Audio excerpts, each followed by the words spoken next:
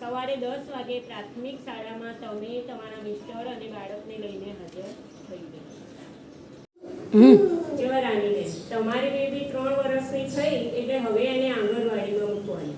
તો આંગણવાડીમાં જે પ્રવેશ પાત્ર બાળકો છે એનો અમે પ્રવેશ ઉત્સવ રાખ્યો છે. એ 28 તારીખનો શુક્રવાર સવારે 10 વાગે તમારી પ્રાથમિક શાળામાં તમે આ બેબી અને તમારા મિસ્ટરને લઈને આવી જવાનું.